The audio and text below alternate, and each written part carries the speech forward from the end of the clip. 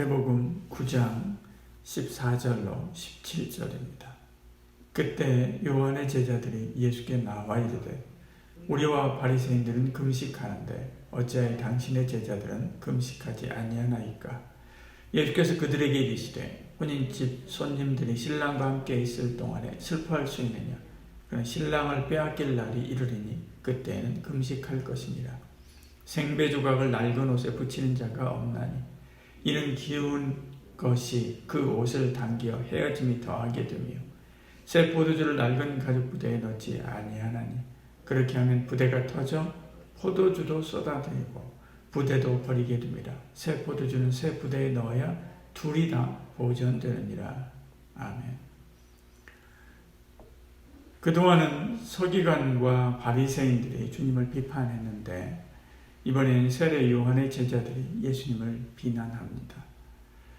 지금 세례 요한은 옥에 갇혀 있는 상태입니다. 그의 제자 중 상당수는 주님을 따르고 있었습니다. 그러나 여전히 세례 요한을 따르고 있는 제자들이 있었지요. 그들 중에 일부가 예수님과 제자들을 보고 놀란 것입니다.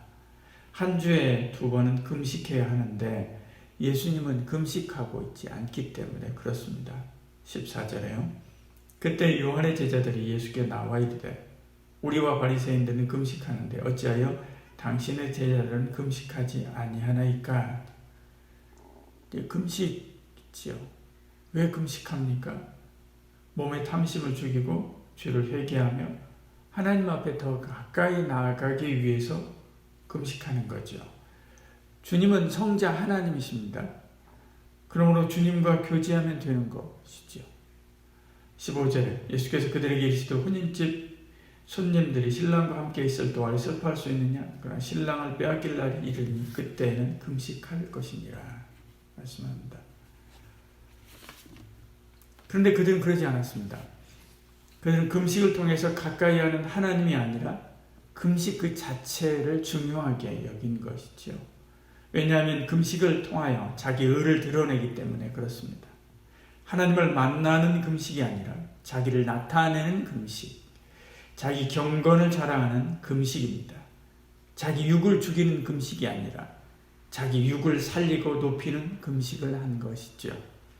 형식적인 신앙생활, 껍데기를 붙잡는 신앙생활은 아무 유익이 없습니다. 경건의 모양은 아무 힘이 없습니다. 경건의 능력이 나타나야 되는데 그것은 능력을 주시는 하나님을 찾고 만날 때 나오는 것입니다. 기도 자체, 찬송, 노래 그 자체를 기뻐하고 즐기는 것도 중요하지만 왜 지금 내가 누구에게 기도하는지 찬송하는지 분명히 알고 기도해야만 합니다. 유대인이 율법의 의를 이루려고 했었지만 그들이 잘못된 지식으로 했기 때문에 안 된다. 하나님의 의를 이루지 못한다 라고 로마서 10장에서 말씀하는 것처럼 잘못된 지식으로 했기 때문에 안 되는 것이죠. 잘못된 지식으로 하는 신앙생활은 아무 힘도 없습니다. 오늘도 참된 하나님을 만나고 그리고 그리스도로 힘을 얻기를 축복합니다. 성자 하나님이 사람의 옷을 입고 이 땅에 오신 것입니다. 지금 이들은 그들과 함께 있는 것입니다. 이제는 율법으로 이스라엘 다스리던 바로 그런 시대가 아닙니다. 복음의 시대이죠. 그 예수님은 우리의 영혼을 수선하려고 오신 분이 아닙니다. 어디 찢어진 곳을 다른 조각 갖다가 생배 갖다가 붙여가지고 수선하려고 오신 분이 아니라요. 바꾸려고 오신 분입니다. 그러므로 주님과 함께 할 때 하나님 앞에 나아가는 방식도 수정이 필요합니다. 16절 17절에 말씀하죠. 생배 조각을 낡은 옷에 붙이는 자가 없나니 이는 기운 것이 그 옷을 당겨 헤어짐이 더하게 되며 새 포도주를 낡은 가죽 부대에 넣지 아니하나니 그렇게 하면 부대가 터져 포도주도 쏟아지고 부대도 버리게 됩니다. 새 포도주는 새 부대에 넣어야 둘이 다 보존되느니라 이렇게 말씀합니다. 이제 율법의 조문을 외우면서 따를 필요가 없습니다. 생명의 성령의 법을 따르면 되죠. 주님이 율법을 완성했기 때문에 그렇습니다. 구약시대에 말씀하시던 하나님이 이제는 직접 오셔서 함께 하시면서 우리를 생명의 성령의 법으로 인도하시기 때문에 그렇습니다. 이제는 제사 드릴 필요가 없습니다. 제사를 통해서 가르치던 예수님, 너희들을 구원하러 오실 바로 예수, 메시아가 바로 이 예수다 라고 하는 것을 제사라고 하는 형식을 통해서 가르치셨는데 바로 그 예수님이 오셨습니다. 그러므로 제사는 필요 없고 그림자는 필요 없고 실체이신 예수님을 붙들면 되는 거죠. 이제는 절기를 지킬 필요가 없습니다. 절기를 통해서 고대하게 하셨던 평화의 메시아, 잔치의 예수, 바로 그 예수님이 직접 오셔서 함께하고 있기 때문에 그렇습니다. 이제는 그분과 함께 동행하며 그분과 함께 기뻐하며 살면 되는 거죠.